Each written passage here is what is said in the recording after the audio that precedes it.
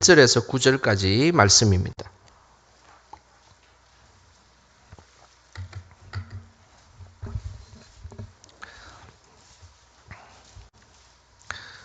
사무엘상 8장 1절에서 9절까지 말씀, 우리 한 절씩 번갈아 가며 읽고 9절은 다 같이 한 목소리로 읽겠습니다.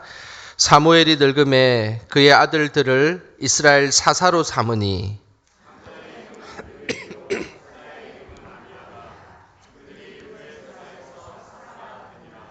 그의 아들들이 자기 아버지의 행위를 따르지 아니하고 이익을 따라 뇌물을 받고 판결을 굽게 하니라.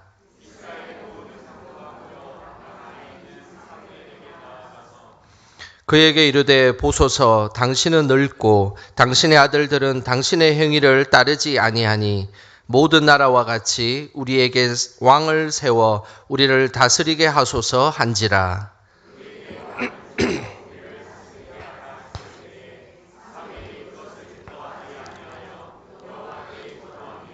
여호와께서 사무엘에게 이르시되 백성이 내게 한 말을 다 들으라.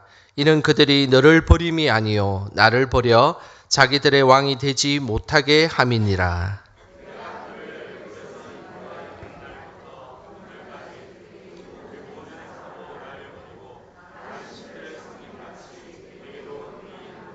같이 읽겠습니다. 그러므로 그들의 말을 듣되 너는 그들에게 엄히 경고하고 그들을 다스릴 왕의 제도를 가르치라. 아멘. 오늘도 기도의 자리로 나오신 우리 성도님들 주님의 이름으로 축복합니다. 늘 기도의 자리에서 응답받으시고 승리하시고 그리고 하나님 주신 힘을 덧입으시기를 주님의 이름으로 소망합니다. 이 세상에는 완벽한 사람이 없습니다. 어떤 특정 분야를 잘하면 취약한 부분이 있기 마련입니다.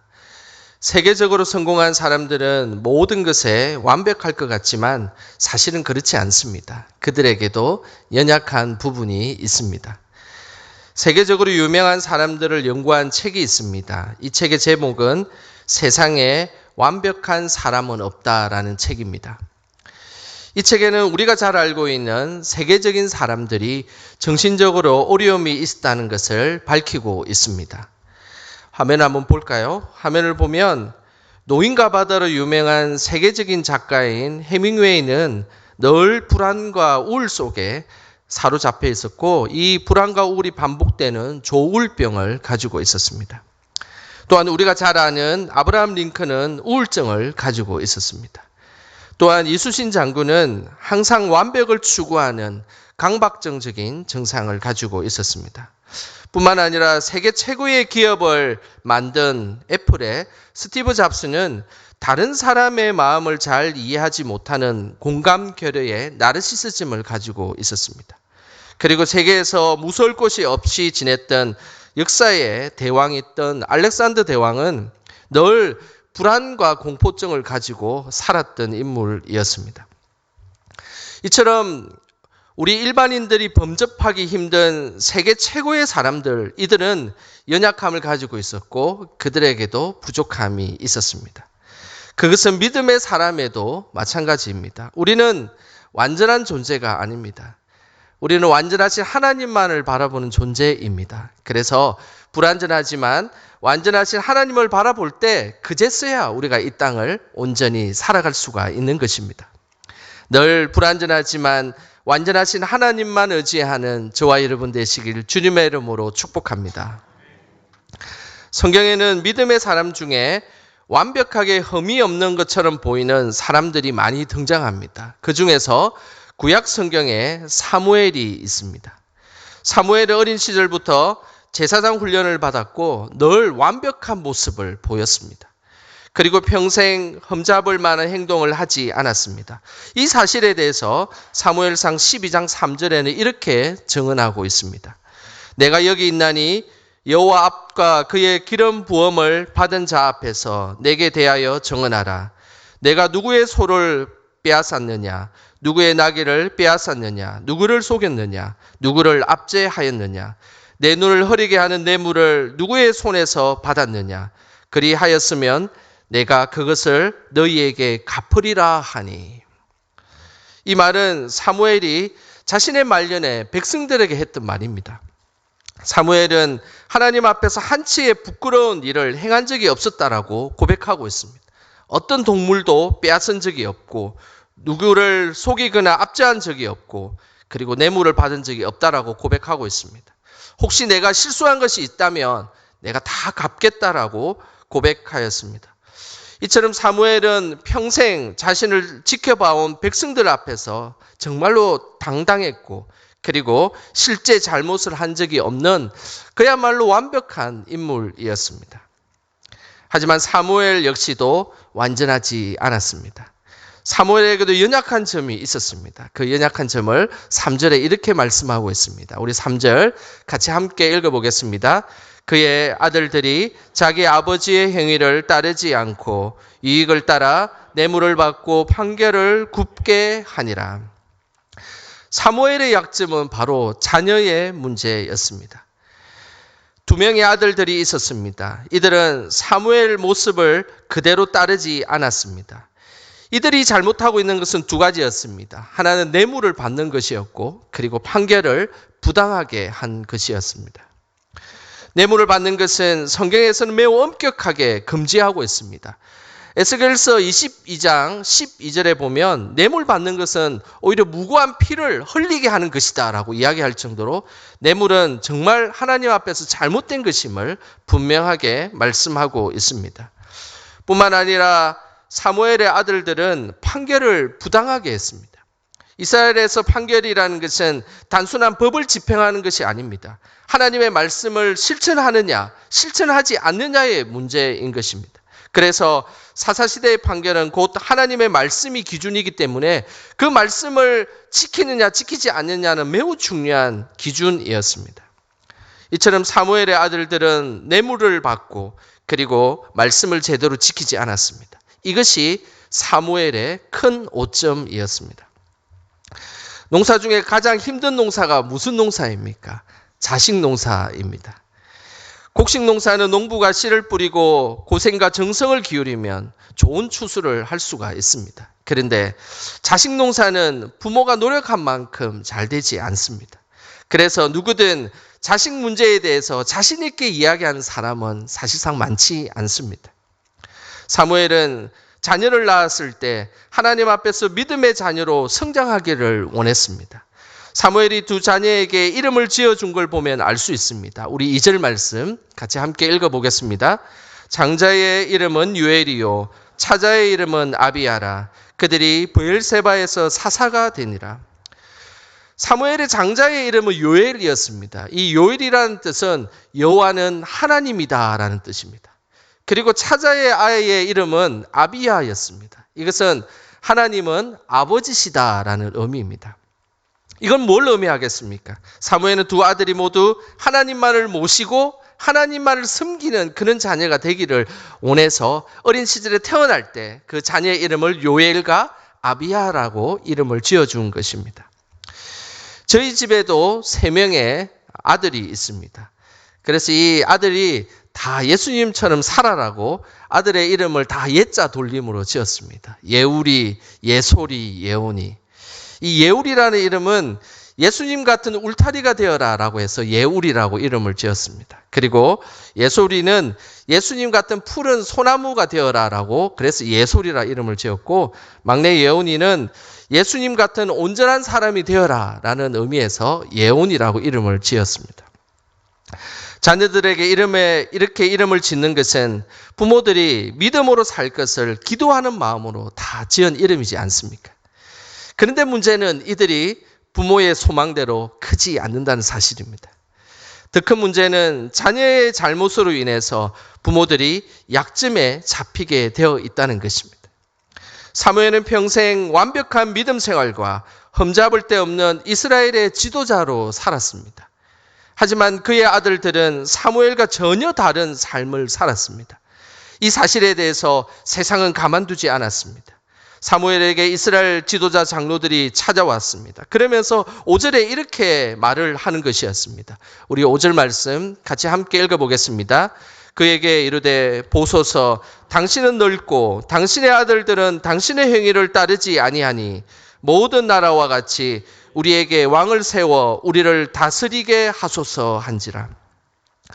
이스라엘 지도자들이 찾아와서 대뜸 사무엘에게 당신이 어떤 잘못을 하고 있는지 두 가지를 지적했습니다. 하나는 사무엘이 이제 늙었다는 것입니다. 그리고 또 한 가지는 사무엘 자녀, 당신의 자녀가 당신 같지 않고 범죄를 저지르고 있다라는 것입니다. 그러면서 대안을 제시했습니다. 그 대안은 우리에게 왕을 세워 주소서라는 대안이었습니다. 이 말을 들은 사무엘의 마음은 어떠했을까요? 여러분, 사무엘의 마음이 이 마음이 여러분들에게 전달이 되십니까? 6절에 이렇게 말씀하고 있습니다. 사무엘이 그것을 기뻐하지 아니하여. 이 표현은 매우 완곡한 표현입니다. 우리는 오늘 성경에는 너무 점잖하게 사무엘이 기뻐하지 아니하여라고 기록되어 있습니다. 그러나 실제 기뻐하지 아니하였다라는 말은 야라으라는 단어를 쓰는데 이것은 분노와 격정에 휩싸여서 몸을 바들바들 떨었다라는 말입니다. 무슨 이야기겠습니까?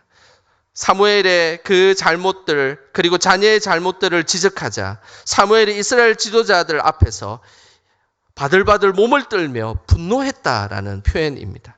이제 당신은 늙었고 당신의 아들들은 범죄하고 있으니 이제 왕을 세워주십시오 라는 이 말에 그는 매우 분노했다라는 말씀입니다. 이 사무엘의 상황을 잘 표현하는 사자성어가 있습니다. 그것이 토사구팽이라는 단어입니다. 여러분, 토사구팽이라는 단어 아시지 않습니까? 토사구팽은 목숨 바쳐서 사냥을 해준 사냥개가 이제 필요 없게 되자 내팽개침을 당한다라는 의미입니다. 힘들고 어려울 때는 막 부려먹고 사용하다가 이제 필요가 없게 되자 그를 버린다는 의미입니다. 지금 사무엘의 마음이 꼭 토사구팽과 같은 마음일 것입니다. 사무엘은 어렵고 힘들 때에 나라를 구하고 영적인 질서가 없었을 때에 하나님의 음성을 대언한 사람이었습니다. 그런데 이제 늙고 필요가 없다고 해서 사무엘 대신 왕을 세우자라는 이야기를 하고 있는 것입니다. 우리 인생에 이런 순간이 우리에게 찾아온다면 여러분들은 어떻게 하시겠습니까? 지금까지 너무나 열심히 살아왔고 내가 뭐 특별히 잘못한 것도 없는데 나의 약점을 파고들고 와가지고 그것이 당신의 잘못이요. 이제 다른 사람을 세워야 되겠습니다라고 이야기를 했을 때 우리는 어떻게 이것을 대처하고 어떻게 살아가야 될까요? 사무엘은 이 순간에 어떻게 했을까요?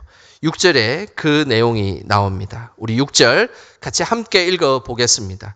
우리에게 왕을 주어 우리를 다스리게 하라 했을 때에 사무엘이 그것을 기뻐하지 아니하여 여호와께 기도하매.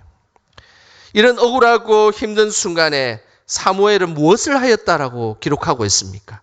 기도하였다라고 말씀하고 있습니다.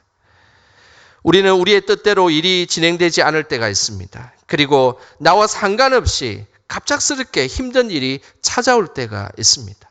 또한 자녀들이 믿음 안에서 자라지 않고 항상 곁길로 가고 그리고 부모의 믿음을 그대로 이어받지 않을 때가 있습니다. 이와 같을 때에 우리는 기도해야 합니다. 그것이 믿음의 사람이며 하나님이 원하시는 믿음의 모습인 것입니다. 특별히 6절에 사무엘이 여호와께 기도하매라는 이 단어는 매우 중요한 의미가 숨겨져 있습니다. 기도하매라는 이 팔날이라는 이 단어는 기도하다라는 그는 1차적 의미가 있지만은 이 시제가 강한 죄기형의 시제를 쓰고 있습니다. 이 팔날이라는 단어가 강한 죄기형으로 쓰여졌다는 것은 이 기도가 단순한 기도가 아니라 백성들을 위한 중보 기도를 했다라는 의미입니다. 사무엘은 지금 인간적으로 보면 매우 화가 나 있는 상태입니다. 얼마나 억울하겠습니까? 근데 이 순간에 이런 순간을 맞이했을 때 우리는 어떻게 기도하고 있을까요? 우리는 지금의 감정과 상황에 대해서 기도할 것입니다. 하나님 억울합니다. 하나님 꼭 토사구팽 당한 느낌입니다. 어떻게 해야 되겠습니까? 도대체 어떻게 이 문제를 해결할 수 있겠습니까? 이렇게 하나님 앞에 분명히 우리는 기도했을 것입니다. 하지만 믿음의 사람 사무엘은 그렇게 기도하지 않았습니다. 오히려 하나님의 뜻을 모르는 백성들에 대해서 용서해 달라고 중보 기도했던 것입니다. 이것이 여호와께 기도하매라는 말씀입니다. 이 모습이 사무엘의 위대한 모습입니다. 우리도 이런 모습을 갖기를 주님의 이름으로 소망합니다. 힘들고 어려운 나라를 등에 지고 자신의 감정을 뒤로한 채 백성들의 잘못을 용서해 달라고 기도하고 있는 것입니다. 잘못을 지적하고 정죄하는 기도가 아니라 이들의 죄를 용서해 달라고 하나님 앞에 중보기도 하고 있는 것입니다. 오늘 구역장, 부구역장 되시는 분들이 오늘 유난히 많이 오셨습니다. 바라기에 사무엘처럼 구역 식구들을 놓고 중보해 주시기를 부탁드립니다. 그리고 교회를 위해 다른 힘들어하는 가정들을 위해 늘 기도의 자리를 지켜주시기를 주님의 이름으로 부탁합니다.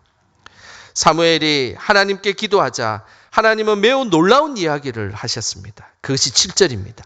우리 7절 말씀 같이 함께 읽겠습니다. 여호와께서 사무엘에게 이르시되 백성이 내게 한 말을 다 들으라. 이는 그들이 너를 버림이 아니요 나를 버려 자기들의 왕이 되지 못하게 함이니라. 하나님이 사무엘에게 이렇게 말씀하였습니다. 백성들이 너를 버린 것이 아니다. 나를 버렸다라고 말씀하고 있습니다. 사무엘에게 왕을 달라고 한 것은 왕이신 하나님을 왕으로 모시지 않고 세상의 왕을 따르겠다라는 것을 의미하는 것입니다. 백성들의 속마음과 동기를 하나님은 간파하고 계신 것입니다. 백성들의 지도자들이 사무엘이 늙은 것과 아들들이 죄를 짓는 것에 대해서 이야기하면서 새로운 왕을 세워야 한다는 것은 사실은 핑계거리였습니다. 이들의 속마음은 만왕의 왕이신 하나님보다 세상의 왕을 더 원한다라는 것이 이들의 속마음이었던 것입니다. 하나님은 우리 인간의 깊은 동기와 내면의 그 의도를 정확하게 알고 계신 분이십니다.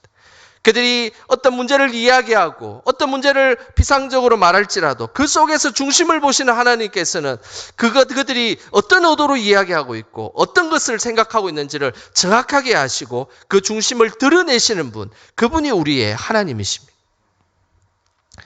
이 순간은 이스라엘 역사상 손에 꼽히는 매우 중요한 순간입니다. 이스라엘은 하나님이 통치하는 신정 정치에서 이제 인간 왕이 통치하는 왕정 정치로 바뀌는 순간이었습니다. 그 의도는 왕이신 하나님을 모시지 않고 세상의 왕을 따르겠다라는 악한 의도가 숨겨져 있었던 것입니다. 혹시 우리에게 수많은 선택과 결정 가운데 왕이신 하나님보다 더 세상을 의지하고 있지는 않습니까? 내가 믿음 있다고 이야기하고 내가 기도한다고 이야기하지만 혹시 내 속에 더 세상의 것을 더 의지하고 그 모습을 가지고 내가 감히 하나님 앞에 기도하고 있다라고 우리가 고백하고 있지는 않습니까? 모든 일에 내가 왕이 되어 결정하고 하나님의 뜻은 뒷전에 있지는 않으십니까? 항상 우리 인생은 만왕의 왕이신 하나님만 높이며 그리고 그 하나님을 위해 살아가는 저와 여러분 되시기를 소망합니다. 이 말씀을 준비하다가 한 왕이 떠올랐습니다. 바로 카누트 왕입니다. 그는 평생 왕관을 쓰지 않은 왕으로 유명합니다.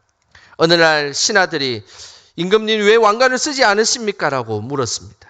그때 카누트 왕은 자신이 앉은 의자를 해변에 옮기게 했습니다. 그리고 나서 민물이 들어올 때 갑자기 바다여 멈추어라 라고 명령을 했습니다.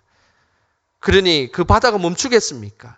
그 의자는 사정없이 바다 물속에 밀려 들어가고 넘어지게 되었습니다. 그때 카누트 왕은 신하들에게 이렇게 말했습니다. 보았느냐? 나는 아무것도 아니다. 세상의 권능은 하나님께 있다. 너희가 의지할 대상은 바로 하나님이시다라고 이야기를 했습니다. 그날부터 신하들은 왜 카누트 왕이 왕관을 쓰지 않은지를 알게 되었습니다. 그 후 카누트 왕은 항상 자신의 그 왕관을 십자가 달린 예수님 상 앞에 항상 올려놓았습니다. 지금 보는 이 사진이 바로 카누트 왕의 사진입니다. 카누트 왕은 평생 왕관을 쓰지 않았습니다. 자신은 한 나라의 왕이었지만 진정한 왕은 하나님임을 평생 고백하며 그렇게 살았던 것입니다. 하나님은 오늘도 우리가 하나님만을 진정한 왕으로 모시기를 하나님이 기대하고 계십니다. 그 왕이신 하나님께 현재 나의 모든 문제를 놓고 기도하시길 바랍니다. 지금 나의 기도가 응답되지 않은 것은 내가 하나님을 온전히 왕으로 모시지 않았기 때문임을 기억하시길 바랍니다. 여전히 내가 왕이고 나의 자아가 나를 통치하고 있는지 우리 내면 깊은 곳을 살펴보아야 할 것입니다. 오늘 이 밤에 나의 어떤 순간에도 이와 같은 때에 왕이신 하나님만을 높이고 기도하는 저와 여러분 되시길 주님의 이름으로 축원합니다. 이 시간 찬양하며 나아가